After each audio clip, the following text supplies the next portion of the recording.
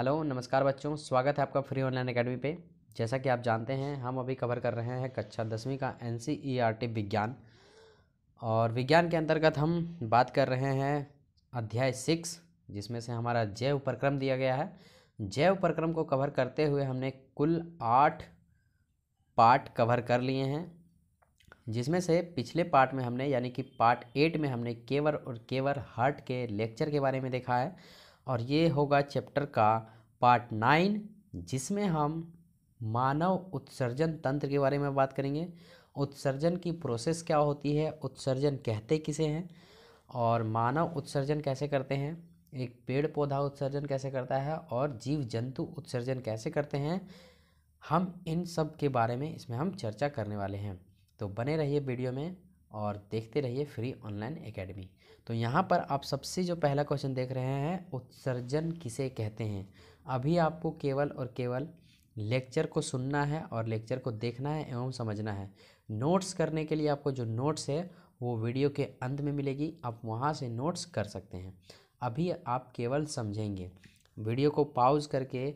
ऐसा नहीं है कि आप अभी से नोट्स करने लगें, ऐसा नहीं। मैं आपको ये सारा नोट्स जितना मैं पढ़ाऊँगा वो आपको वीडियो के अंत में आपको नोट करने के लिए दूंगा। तो फिलहाल के लिए आप यहाँ पे ये देखो, उत्सर्जन किसे कहते हैं। तो यहाँ पे उत्सर्जन किसे कहते हैं, इसका आंसर है वह जैव प्रक्रम जिसमें हानिकारक अपचायी वर्ज्य पदार्थ का निष्कासन होता है, उसे उत्सर्जन कहते हैं।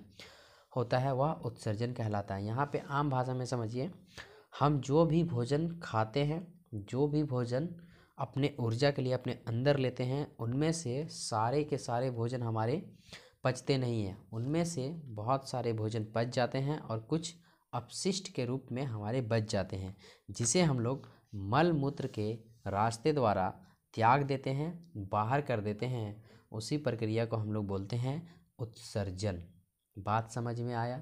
एक बार और सुनिए, हम जो भी भोजन खाते हैं उनमें से बहुत सारे भोजन पच जाते हैं और भोजन के अंदर कई अपशिष्ट पदार्थ होते हैं जो नहीं पच पाते हैं, वे हानिकारक या उपापचयी वर्ज्य पदार्थ कहलाते हैं, जिसे हम लोग मल और मूत्र के रास्ते के द्वारा निष्कासित कर देते हैं, त्याग देते हैं। इसी त्यागने की प्रक्रिया का नाम है उत्सर्जन, साइंस की भाषा में। आशा करते हैं उत्सर्जन का मतलब आप समझ गए होंगे। डेफिनेशन लिखना कैसे है तो मैं यहाँ आपको नोट्स प्रोवाइड करवा रहा हूँ, जो कि आपको लास्ट में मिलेगा। अब हम थोड़ा देखते हैं, बहुत ही इम्पोर्टेंट और बहुत ही ज़्यादा दमदार, उत्सर्जन तंत्र में उत्सर्जी अंग। अब देखिए, उत्सर्जन तंत्र में उत्सर्जी अंग कौन कौन आते हैं हमारे। तो अगर हम देखें तो सबसे मेन जो होता है वो है हमारा किडनी। लेकिन इन सब के अलावा और भी उत्सर्जी अंग हैं जो हमारे शरीर में मोस्ट इम्पोर्टेंट रोल प्ले करती हैं। तो सबसे पहला जो उत्सर्जी अंग है वो है त्वचा। त्वचा हमारा क्या करती है, कौन कौन सा पदार्थ का उत्सर्जन करती है। तो सबसे पहले पसीना, और पसीने के साथ नमक, और तीसरा है सीवम। सीवम देखिएगा, पसीना तो आप समझ गए, नमक भी समझ गए, लेकिन सीवम देखिएगा, कभी कभी आप अपने नाक को कभी टच कीजिए तो आपको चिपचिपा टाइप का एक पदार्थ नज़र आएगा। चिपचिपा पदार्थ आप महसूस कर पाएंगे। वही जो चिपचिपा पदार्थ आपके नाक के ऊपर पसीने के छोटे छोटे महीन दाने के रूप में बैठा हुआ है, वही है सीवम। बात समझ में आया? अब देखिए, दूसरा जो उत्सर्जी अंग है वो है हमारा फेफड़ा। हाँ, फेफड़ा क्या करता है, सबसे पहले तो CO2 का उत्सर्जन करता है, कार्बन डाइऑक्साइड का। उसके बाद वाष्प को, और उसके बाद बलगम। बलगम क्या होते हैं देखिएगा, कभी कभी हम ज़ोर से खखारते हैं तो हमारे गले के नीचे से एक चिपचिपा पदार्थ निकलता है, वही पदार्थ बलगम कहलाता है। बात समझ में आया? कभी कभी आप डॉक्टर से सुने होंगे कि फेफड़ा में कफ जम गया है ना, कफ। तो वही जो कफ जो आप बोल रहे हैं, असल में वही यही वो जो कफ है बलगम है। देखिए, बड़ी आंत यानी कि लार्ज इंटेस्टाइन, तो ये जो है अनपचा भोजन का त्याग करती हैं, अनपचा भोजन का उत्सर्जन करती है। और फिर है चौथा यकृत। तो यकृत जो है हमारे शरीर का मोस्ट इम्पोर्टेंट पार्ट है, और ये क्या करता है, अमोनिया को यूरिया में परिवर्तन करने का काम करती है। ये 1 नंबर का क्वेश्चन बनता है हमारे एग्ज़ाम में कि अमोनिया को यूरिया में परिवर्तित कौन करता है, तो यकृत करता है। ये बात आप नोट कर लीजिए अच्छा से कि अमोनिया को यूरिया में परिवर्तित करने का काम कौन करता है, लीवर करता है, जिसे हम लोग हिंदी में यकृत बोलते हैं। और आपको परेशानी नहीं होना चाहिए कि हमारे शरीर के अंदर फेफड़ा कहाँ फिट है, बड़ी आंत कहाँ फिट है, यकृत कहाँ फिट है, त्वचा किसे कहते हैं, किडनी कहाँ फिट है, क्योंकि पिछले लेक्चर में हमने इसे अच्छे से जाना है। और जो पांचवा अंग है वो है वृक्क, यानी कि जिसे हम लोग किडनी बोलते हैं। ये बहुत ही ज़्यादा मोस्ट इम्पोर्टेंट रोल प्ले करता है उत्सर्जन के मामले में। तो यहाँ पे देख लेते हैं वृक्क जो है यूरिया पेशाब के रूप में बाहर निकलती है। यूरिया पेशाब के रूप में कहाँ निकलती है, बाहर निकलती है। बात समझ में आ रहा है। यूरिया जो है, यूरिया किसके रूप में निकलती है, पेशाब के रूप में बाहर निकलती है। मुख्य उत्सर्जी अंग है कौन, वृक्क, यानी कि किडनी जो है हमारा मुख्य उत्सर्जी अंग है। यहाँ तक आप बात समझ में आ गया होगा। आप एक बार वीडियो को रिपीट कीजिए और फिर से इन सामग्रियों को देखिए, फिर से एक बार इन उत्सर्जी अंग को एक बार रिपीट कीजिए ताकि आपके दिमाग में अच्छे से बैठ जाए। अब हम थोड़ा सा आगे बढ़ते हैं। तो आगे हमारा कुछ नोट दिए रखे हैं जो कि हमें पढ़ना है। तो सबसे पहले यहाँ जो नोट आप पढ़ सकेंगे, सभी उत्सर्जी अंगों में से सबसे महत्वपूर्ण अंग वृक्क होता है, यानी कि जितने भी अंग हैं उनमें से सबसे महत्वपूर्ण अंग जो है हमारा किडनी होता है। बात आया समझ में। अगर आपसे ये सवाल कोई करे कि सभी उत्सर्जी अंगों में से सबसे ज़्यादा महत्वपूर्ण कौन सा अंग है, तो वो है किडनी उत्सर्जन के मामले में। ऐसा क्यों, आगे देखिए। क्योंकि हमारा जो वृक्क है उसकी बहुत सारी विशेषताएं हैं और बहुत सारी खूबी भी हैं। क्योंकि अगर हम स्किन को लें तो वो क्या करती है, सिर्फ पसीने को बाहर निकाल देती है। और अगर हम फेफड़ा को लें तो हवा को शुद्ध कर देती है। बड़ी आंत को लेंगे तो भोजन को पचा के अपशिष्ट पदार्थ को निकाल देते हैं। यकृत की बात करें तो अमोनिया को यूरिया में बदल देती है। लेकिन अगर वृक्क की बात करें तो यूरिया को पेशाब के रूप में बाहर निकालती है और ब्लड को छानने का काम भी करती है। इसीलिए ये बहुत ही ज़्यादा मोस्ट इम्पोर्टेंट हो जाता है हमारा वृक्क उत्सर्जन के मामले में। तो यहाँ पे सबसे पहले हम किडनी की विशेषताएं या फिर किडनी का कार्य देख लेंगे, उसके बाद आगे बढ़ेंगे। तो यहाँ पे जो है मुख्य उत्सर्जी अंग है कौन, किडनी जो है मुख्य उत्सर्जी अंग है। अगर आपसे सवाल ये पूछे कि हमारे शरीर में मुख्य उत्सर्जी अंग कौन है, तो वो है किडनी। किडनी स्थित कहाँ होता है, मैं अभी आपको दिखाता हूँ। एक वीडियो के अंतर्गत मैं आपको आगे दिखाऊंगा कि किडनी स्थित होता कहाँ है और कैसे होता है। फिलहाल के लिए आप अपने बुक में भी देख सकते हैं कि किडनी का स्वरूप कैसा होता है।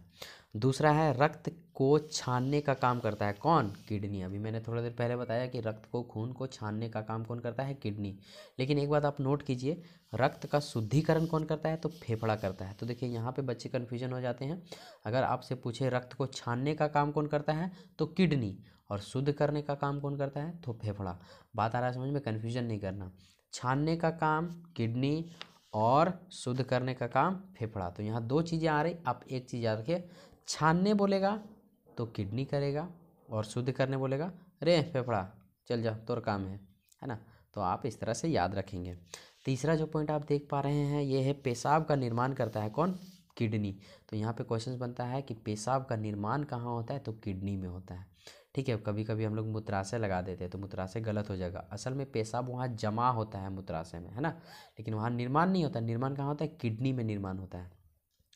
तथा अम्ल व क्षार के पीएच मान को बैलेंस करता है कौन, किडनी। अब यहाँ पे चौथा पॉइंट है जहरीले पदार्थों को निष्क्रिय कर देता है कौन, किडनी। जहरीले पदार्थों को निष्क्रिय कौन करता है, किडनी करता है। यदि कोई व्यक्ति जहर खा ले तो इसकी जांच किस अंग के द्वारा किया जाता है, तो यहाँ पे यकृत के द्वारा किया जाता है। अगर कोई व्यक्ति जहर खाता है और हम उसे डॉक्टर के पास ले जाते हैं तो सबसे पहले वो लीवर चेक करेगा।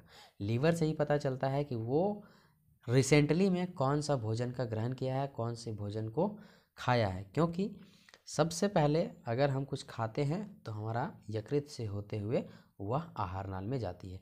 इसीलिए हम कोई जहरीला पदार्थ खाते हैं तो हमारे जो डॉक्टर है हमारा लीवर जान के, हमारा लीवर चेक करके बता सकता है कि इसने कौन से पदार्थ का सेवन किया है। बताया समझे। तो आप याद रखेंगे जहरीले पदार्थ खा लेंगे तो कौन से अंग का पता चलेगा, लीवर के कारण पता चलेगा। शराब का सेवन करने से कौन सा अंग प्रभावित होता है? तो शराब का सेवन करने से यकृत में प्रभावित होता है।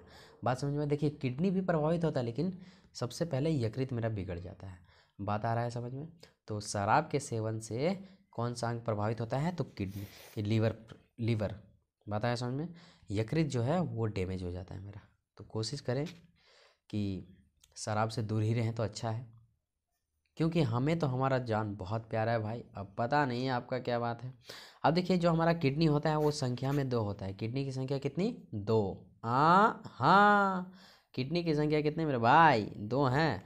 और जो भार है 140 ग्राम है। औसतन महिलाओं में और पुरुषों में 140 ग्राम रखा गया, लेकिन कुछ का अलग फ़र्क है, 10 से 20 ग्राम का अलग फ़र्क है, लेकिन आप 140 ग्राम याद रख सकते हैं कि किडनी का भार कितना है? 140 ग्राम। आप सोच सकते हैं कि 140 ग्राम का किडनी हमारे मूत्र को और हमारे ब्लड को कैसे छानने का काम करती है। अब यहाँ पे देखिए अमोनिया की मात्रा सबसे अधिक इसी अंग में होता है। जो अमोनिया हमारे शरीर में बनता है सबसे ज़्यादा मात्रा इसी अंग में होता है। कौन से अंग में? किडनी वाले अंग में। हाँ, बात समझ में आ गया। अब यहाँ पे है इकाई, यानी कि यूनिट क्या है? किडनी की जो इकाई है वो है नेफ्रॉन। अब देखिए एक किडनी के अंदर 8 लाख नेफ्रॉन होते हैं। ये नेफ्रॉन होते क्या हैं, दिखते कैसे हैं, मैं अभी आपको दिखा रहा हूँ। तो यहाँ पर सबसे पहले आप ये समझिए, एक किडनी और के अंदर 8 लाख नेफ्रॉन, और किडनी की जो इकाई है वो है नेफ्रॉन। तो आपसे अगर एग्ज़ाम के ऊपर क्वेश्चंस बने कि किडनी इकाई क्या है, तो आपको नेफ्रॉन लगाना है। अब थोड़ा सा आइए हम थोड़ा सा चर्चा करते हैं कि नेफ्रॉन क्या है और ये स्थित कहाँ पे होता है। तो जैसा कि आप ये फिगर देख पा रहे हैं, हमारा किडनी है, और ये किडनी जो है हमारे कमर से थोड़ी सी ऊपर स्थित रहती है, जो मात्र 100 ग्राम या फिर 140 से 150 ग्राम तक का आसपास रहती है। 100 से 150 ग्राम तक रहती है। यहाँ पे इसके नाम जो हैं आप देख पा रहे हैं, तो इसके नाम हैं, और ये है हमारा मूत्राशय। यहीं पे पेशाब आके जमा होता है, और पेशाब जो बनने की प्रक्रिया होती है, ये है हमारा पहला किडनी और ये है हमारा दूसरा किडनी। तो यहाँ पे क्या होता है? पेशाब बनने का प्रोसेस होता है, ब्लड छनने का काम होता है और पेशाब छनने का काम होता है। ये जो पाइप आपको दिख रहा है, डबल पाइप, इसी से मूत्र जो है सो इसमें आके संग्रहित होती है, और हम लोग समय समय पर इसे मल मूत्र के रूप में बाहर कर देते हैं। तो यहाँ पे आप एक चीज़ समझ पा रहे होंगे कि ये जो किडनी है बाहर से सुव्यवस्थित ढंग से दिख रही है, लेकिन यहाँ पे जो आप देख रहे हैं ये गोलानुमा संरचना, असल में इसके अंदर बहुत सारी हलचल होती है। इसके अंदर अभी हम नेफ्रॉन को देखेंगे। इसी के अंदर अभी जो आपने देखा क्वेश्चंस कि एक किडनी के अंदर 8 लाख नेफ्रॉन होते हैं, और एक नेफ्रॉन बारीकी से इतना काम करता है कि आप अंदाज़ा भी नहीं लगा सकते हैं। तो नेफ्रॉन होते कहाँ हैं? नेफ्रॉन इसी के अंदर होते हैं, और अभी मैं आपको एक नेफ्रॉन की संरचना दिखाऊंगा, और उसके अंदर भी एक संरचना है, उसको भी मैं दिखाऊंगा। बात आ रही है समझ में? तो नेफ्रॉन सबसे पहले यहाँ जो क्वेश्चंस था आपके बीच, ये वाला क्वेश्चंस कि इकाई जो है किडनी की वो नेफ्रॉन है, और नेफ्रॉन एक किडनी के अंदर कितने? 8 लाख होते हैं, 8 से 10 लाख होते हैं। समझ में आया? तो यहाँ पे नेफ्रॉन होते कहाँ हैं? इस किडनी के अंदर। अब हम थोड़ा सा देखेंगे कि इस किडनी के अंदर आखिर वो प्रोसेस होती कैसी है। तो मैं अभी थोड़ा सा आगे दिखाऊंगा आपको। फ़िलहाल के लिए यहाँ पे एक क्वेश्चंस बन जाता है आपका कि मानव उत्सर्जन तंत्र का एक चित्र बनाइए एवं इनके मुख्य अंगों को इंगित कीजिए। तो यहाँ पे मैंने आपसे पहले कहा था कि ड्राइंग आप थोड़ा मोड़ा प्रैक्टिस कीजिए इन सभी चित्रों का, ताकि आपको एग्ज़ाम तक आपको ये बनाना आ जाए। तो यहाँ पे ये जो क्वेश्चंस है इसका आंसर यहीं पे दिया गया है। आप इस तरीके से संरचना बनाएंगे और बगल में इसके नाम लिख देंगे, तो 5 से 6 नंबर आपके खाते में। हाँ, बात समझ में आया? अब थोड़ा सा इस संरचना को हम यहाँ पे थोड़ा सा आपको जूम आउट करके इधर ड्राइंग करके दिखा रहे हैं कुछ इस तरीके से। यहाँ पे आप जैसा कि देख पा रहे हैं, ये फिगर को आप देख पा रहे हैं इधर जो मैंने आप बनाया है। तो ये जो संरचना है बस इसी को हम थोड़ा सा कट करके यहाँ से उठा करके इधर मैं आपको ड्राइंग करके दिखा रहा हूँ। क्योंकि इसमें कुछ जानकारियाँ छुपी हुई है। आइए देखते हैं क्या जानकारी छुपी हुई है। तो यहाँ पे आप जैसा कि भी देख पा रहे हैं, इस द्वार को हम लोग रेनल हाइलम बोलते हैं। ये जो किडनी का मेन द्वार है इसे हम लोग रेनल हाइलम बोलते हैं। और किडनी जो होती है ये इसके बाहरी परत जो होते हैं थोड़े से दोहरी परिसंचरण के टाइप की होती है, जिसे हम लोग कार्टेक्स कहते हैं, और अंदर वाले भाग को मेडुला कहते हैं। बात आई समझ में? किडनी के बाहर वाले झिल्ली को कार्टेक्स और अंदर वाले भाग को मेडुला कहते हैं। तो इस बात को आप नोट कर लें कि किडनी का जो सबसे मेन द्वार होता है उसे हम लोग हाइलम, रेनल हाइलम बोलते हैं, और किडनी के सबसे बाहर वाले भाग को कार्टेक्स और अंदर वाले भाग को मेडुला। याद कैसे रखेंगे? देखिए, अंदर मतलब बीच वाला, मिडिल, मिडिल मतलब मिडिल मेडुला, और ये जो आपको दिख रहा है ये सी टाइप का है, तो सी से क्या हो जाएगा? कार्टेज हो जाएगा। तो यहाँ पे अगर आपसे क्वेश्चन पूछे कि किडनी के सबसे बाहरी झिल्ली को क्या कहते हैं? कार्टेक्स कहते हैं, और किडनी के बीच वाले भाग को क्या कहते हैं? मेडुला कहते हैं। बात आ गया समझ में?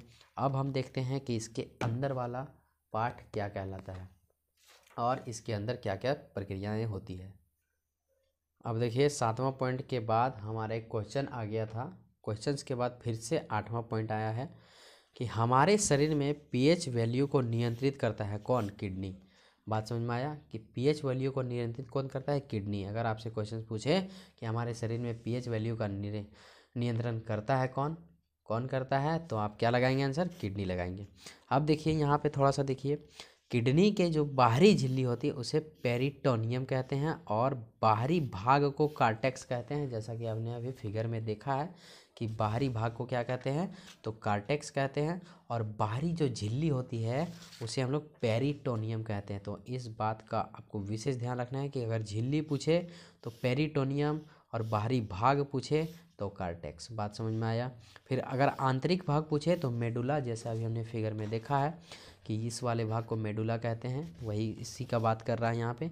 और प्रवेश द्वार को बोलते हैं रेनल हाइलम। तो इस बात से भी हम लोग भली भांति परिचित हैं कि ये जो आपका प्रवेश द्वार दिख रहा है ये है रेनल हाइलम, और बाहरी झिल्ली को बोलते हैं कार्टेक्स, बीच वाले झिल्ली को मेडुला, और बाहरी जो भाग होता है, बाहरी जो भाग होता है इसे हम लोग कार्टेक्स बोलते हैं, और जो झिल्ली होती है इसको हम लोग पेरिटोनियम झिल्ली कहते हैं।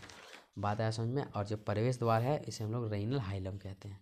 इतना समझ में आ गया? अब कुछ नोट यहाँ पे दे रखे हैं जिन्हें हम थोड़ा सा देखते हैं। तो यहाँ पे पहला नोट है, किडनी के बाहरी झिल्ली को पेरिटोनियम कहते हैं, ब्रेन की बाहरी झिल्ली को मेनिंजाइटिस कहते हैं, हार्ट की बाहरी झिल्ली को पेरिकार्डियक कहते हैं, फेफड़े की बाहरी झिल्ली को प्लूरा मेम्ब्रेन कहते हैं। तो इस बात को आप नोट कर लें और अच्छे से याद रखें, क्योंकि 1 नंबर वाले क्वेश्चंस में ये बहुत ही ज़्यादा मदद करेगी आपकी।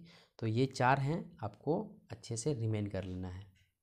फिर से देखिए, किडनी के बाहरी झिल्ली पेरिटोनियम, ब्रेन मेनिंजाइटिस, ब्रेन हमारा मेन है इसलिए मेनिंजाइटिस, हार्ट की बाहरी झिल्ली को क्या कहते हैं? पेरिकार्डियम। देखिए हार्ट जो हमारा परी की तरफ जाता है ना, तो पेरिकार्डियम हो जाएगा। फेफड़ा, अब देखिए फेफड़ा हमारा फूल जाता है तो फ्लू याद रख सकते हैं। याद कैसे रखेंगे आपको वो मैं बता रहा हूँ। तो किडनी, अब देखिए किडनी के बाहरी झिल्ली को क्या कहते हैं? तो पेरिटोनियम। जो किडनी है हमारा, किडनी हमारा क्या है? किडनी के अंदर हमारा मूत्र भरा हुआ है, एक तरह से जल भरा, और वो जल हम क्या करते हैं? जल में तैरते हैं, तो हो जाएगा पेरिटोनियम। और यहाँ ब्रेन मतलब हमारा क्या है? मेन चीज़ है हमारे अंग का, हमारे सबसे अपर पार्ट में है, मतलब एक तरह से हम उसको मेन कह सकते हैं, तो मेनिंजाइटिस हो गया। अब हार्ट मतलब दिल, और दिल किधर भागेगा? पेरिकार्डियम, परी की तरफ भागेगा, है ना। पेरिकार्डियम, परी की तरफ कदम, है ना, परी की तरफ कदम, तो पेरिकार्डियम हो गया। और फेफड़े की बाहरी झिल्ली को क्या कहते हैं? तो इसे कहते हैं प्लूरा मेम्ब्रेन। तो फेफड़े, फ्लू इसको फ्लू पढ़िए, फ्लू, तो फेफड़ा फूल गया। तो आप इस तरह से याद रख सकते हैं। बात आया समझ में? अब हम समझते हैं नेफ्रॉन के बारे में। तो यहाँ पे आप जैसा कि देख पा रहे हैं नेफ्रॉन की विशेषताएं। तो सबसे पहले मैं आपको एक नेफ्रॉन का चित्र दिखाता हूँ, नेफ्रॉन का चित्र होता कैसे। तो यहाँ पे आप जैसा कि देख पा रहे हैं, हो सकता है इस चित्र को आप सब देख के कुछ समझ ना पाएँ, लेकिन मैं आपको बता दूँ, यह जो चित्र है, यह चित्र है हमारे किडनी के अंदर वाले भाग का। इसे सूक्ष्मदर्शी की सहायता से क्लिक करके हमें दिखाया जा रहा है। ये जो आप किडनी देख पा रहे हैं, इसके अंदर वाले भाग का भाग है ये हमारा नेफ्रॉन, जो कि एक नेफ्रॉन आपको इतना बड़ा लग रहा है, असल में इसके अंदर ऐसे ऐसे 8 लाख नेफ्रॉन हैं। हाँ, बात समझ में आया। 8 से 10 लाख एक किडनी के अंदर नेफ्रॉन हैं। तो इसका काम क्या है भाई? इसका अजूबा वाला काम है। यही असल में क्या करता है? हमारे मूत्र को छानने का काम करता है, हमारे ब्लड को छानने का काम करता है, और यहीं पे पूरे पेशाब का निर्माण भी होता है। बात समझ में आया? अब देखिए, नेफ्रॉन के अंदर मेन जो क्रिया होती है वो यहाँ बोमन संपुट के अंदर होती है, जिसको हम अभी आगे चर्चा करेंगे, या फिर हो सकता है कि अगले लेक्चर में इसके बारे में आपको चर्चा मिलेगी। फ़िलहाल के लिए हम यहाँ पे ऐसे समझें। सबसे पहले हमने किडनी के बारे में जाना, और हमने जाना कि हमारे 2 किडनी हैं। अगर एक किडनी फेल भी हो जाता है तो दूसरा किडनी लगा के आप जीवित भी रह सकते हैं, ठीक है। लेकिन अगर दोनों किडनी फेल हो जाती है तो फिर इस प्रक्रिया में हमें डायलिसिस करवाने की आवश्यकता है, या फिर हम कुछ दिन के मेहमान हो सकते हैं। लेकिन हमारी दोनों किडनी जीवित है तो हम समझ लीजिए हम सबसे धरती के भाग्यशाली इंसान हैं। तो यहाँ पे दोनों किडनी के समझने के बाद हम ये समझें कि इसके अंदर भी कुछ संरचनाएं हैं, जिसकी संरचना को हम लोग नेफ्रॉन कहते हैं। और एक किडनी के अंदर 8 से 10 लाख नेफ्रॉन होते हैं, और उन 10 लाख नेफ्रॉनों में से हम एक नेफ्रॉन को जब निकालें तो कुछ इस तरीके से हमको दिख रहा है, और इनके ये सारे नाम हैं। बात समझ में आया? तो इसी से क्वेश्चंस भी हमारे बन जाते हैं कि मानव विक्राणु, है ना, मानव विक्राणु यानी कि नेफ्रॉन असल में इंग्लिश वर्ड है, और इसका जो हिंदी वर्ड है वो है विक्राणु। तो यहाँ पे बोला गया है क्वेश्चन कि मानव विक्राणु की रचना यानी कि चित्र बनाइए तथा महत्वपूर्ण अंगों के नाम लिखिए। तो ये वाले चीज़ जो हमको बनाने बोला है ये किडनी के अंदर वाला भाग है, और ऐसे ऐसे किडनी के अंदर 8 से 10 लाख है। अब यहाँ पर इसको जब हम समझ लेंगे पूरी अच्छी तरीके से, तब हम यहाँ वाले भाग को समझेंगे कि बोमन संपुट यहाँ पे क्या काम होता है। बात समझ में आया? तो यहाँ पर थोड़ा सा समझते हैं कि हमारा किडनी ब्लड को साफ़ कैसे खून को साफ़ कैसे करता है। तो यहाँ पर सबसे पहले आप ये देखिए, ये जो विक्राणु की संरचना है, ये जो आपको पाइपें दिख रही होंगी, इसी में खून ब्लड का भी आना जाना लगा रहता है, और पेशाब का भी। तो ये क्या करता है, यहाँ पे बोमन संपुट में आने के बाद, किडनी में आने के बाद बोमन संपुट में हमारा जितना भी जो जल है वो यहाँ पे आ जाता है, और यहाँ पे छनने की प्रक्रिया आरंभ होती है। छन करके फिर से हमारे क्या है, हमारे मूत्र मार्ग से होते हुए हमारे मूत्राशय में आती है। तो ये प्रोसेस को हम बोमन संपुट के ऊपर समझेंगे, क्योंकि इधर वाले का उतना काम नहीं है, इधर वाले भाग का उतना काम नहीं है जितना कि यहाँ वाले भाग का काम है। तो बोमन संपुट को अभी हम लाएंगे आगे लेक्चर में, तो उसको हम देखेंगे कि वहाँ पे कि मूत्र जो है सो कैसे वहाँ पे छनता है, और वहाँ पे कौन सी प्रक्रियाएँ होती है। फ़िलहाल के लिए आपको ये चित्र अगर बोले नेफ्रॉन वाली, तो आप इसको ड्रॉ करेंगे और अब इन नामों को इंगित करेंगे। तो इस नाम को आप अच्छे से समझ लीजिएगा नोट्स के ऊपर। और मैंने जैसा कि पहले कहा है कि आप इसको ड्राइंग करना सीखिए, क्योंकि आपके एग्ज़ाम्स नज़दीक हैं, और अगर आपका हाथ इसमें फ्रेश नहीं होता है तो हो सकते हैं कि आपके नंबर कट सकते हैं। बात आ रहा है समझ में? तो अब थोड़ा सा हम बढ़ते हैं आगे। नेफ्रॉन की विशेषता। तो नेफ्रॉन की जो विशेषता है यह हमारे शरीर के किडनी के अंदर होती है। तो जैसा कि अभी हमने बताया कि किडनी के अंदर होता है सबसे पहला, और दूसरा जो विशेषता है, एक मनुष्य किडनी के अंदर इनकी संख्या लगभग 8 से 10 लाख होती है। तो यहाँ पे मैंने इस चीज़ को भी पहले बता दिया है कि एक किडनी के अंतर्गत जो न्यूरॉन की संरचना होती है, नेफ्रॉन की संरचना होती है, वो 8 से 10 लाख की संख्या में होती है। बात समझ में आया? अब थोड़ा सा देखिए, यहाँ पे मानव किडनी का एक कार्ड यहाँ पे मैं आपको दिखा रहा हूँ, जिसको हमने छोटे से रूप में समझा था।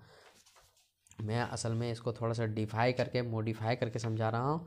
ये जो फिगर आप देख पा रहे हैं, इसी का दूसरा रूप है। यहाँ पर थोड़ा सा मॉडिफाई करके आपको दिखाया जा रहा है ताकि आपको अच्छे से समझ में आए। तो यहाँ पे जो प्रवेश द्वार है, इसे हम लोग बोलते हैं रीनल हाइलम। बात समझ में आया? रीनल आर्टरी और रीनल वेन। यहाँ पे 2 वेन, आपको 2 सिराएँ नज़र आ रही होंगी, जिसे हम लोग रीनल आर्टरी और रीनल वेन कहते हैं, लेकिन असल में इस द्वार को हम लोग क्या कहते हैं, रीनल हाइलम। अब यहाँ पर देखिए जो बीच वाला जो भाग होता है उसे मेडुला कहते हैं, इस चीज़ से हम लोग भली भांति परिचित हैं। और जो यहाँ वाला भाग है उसे कार्टेक्स कहते हैं, इस भाग को कार्टेक्स कहते हैं। और ये जो आपको छोटी छोटी कुपिकाएँ जैसी दिख रही है संरचना, इसे हम लोग कहते हैं नेफ्रॉन। असल में इसी जगह पे हमारा पेशाब का छन्ना और बनना लगा रहता है, इसी स्थानों में। बात समझ में आया? तो ये जो आप देख पा रहे हैं ये किडनी की संरचना है और इसी के अंदर आपको नेफ्रॉन की संरचना भी देखने को मिलती है। जब इसे हम सूक्ष्मदर्शी की सहायता से देखेंगे तब हमको बेहतर से बेहतर समझ में आएगा। फ़िलहाल के लिए मैं कोशिश कर रहा हूँ कि इसी के अंदर आपको बेहतर से बेहतर समझा पाऊँ। और ये जो आप वेन देख रहे हैं इसे बोलते हैं यूरेटर। बात समझ में आया? इसे हम लोग क्या बोलते हैं? यूरेटर बोलते हैं।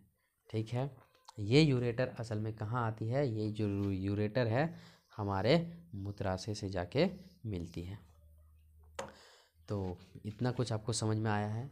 अब थोड़ा सा हम बोमन संपुट के बारे में बात करते हैं कि आखिर सबसे पहले हम किडनी के बारे में जानें कि ये जो किडनी आप देख पा रहे हैं ये किडनी है। और हम सबसे पहले किडनी के बारे में जानें कि किडनी जो हमारा क्या करता है, हमारे पेशाब का निर्माण करती है और पेशाब को छानने का काम करती है। उसके बाद यूरिया को पेशाब के रूप में बदलकर हमारे शरीर से बाहर निकालती है।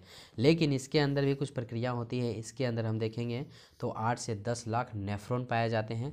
कुछ इस तरीके से एक नेफ्रॉन की संरचना जो है कुछ इस तरीके से ऐसे है।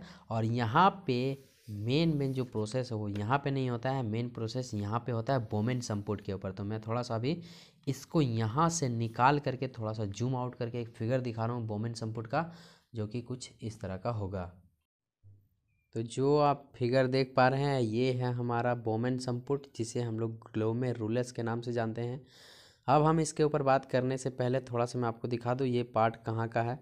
वैसे आप अगर पीछे से समझ पाए हैं तो बहुत अच्छी बात है, लेकिन मैं आपको फिर से दिखा रहा हूँ कि इस पार्ट को हमने कहाँ से लिया है और कहाँ से आपको दिखाया है। जैसा कि यहाँ पे आप देख पा रहे हैं ये जो हमारा फिगर दिख रहा है आपको, सबसे पहले तो ये जो फिगर आपको यहाँ पे दिख रहा है ये है ग्लोमेरुलस। ग्लोमेरुलस ही नेफ्रॉन की ऐसी इकाई है जहाँ पे सारा काम, सारी क्रियाएं संपन्न होती है, पेशाब से लेकर छन्ने से पेशाब से लेकर बनने तक। तो इसे हम लोग बोमन संपुट भी कहते हैं, जो आप इधर राइट साइड में नीचे देख पा रहे हैं। इसे हम लोग बोमेन संपुट भी कहते हैं। क्वेश्चन आता है कि बोमेन संपुट कहाँ का भाग है, तो वो भाग है किडनी का। ये जो आप संरचना देख पा रहे हैं 3D कुछ इमेज में, ये है एक ठो नेफ्रॉन। इस तरह के हमारे किडनी में 8 से 10 लाख 8 से 10 लाख नेफ्रॉन हमारे किडनी के अंदर मौजूद हैं, वो भी एक किडनी के अंदर।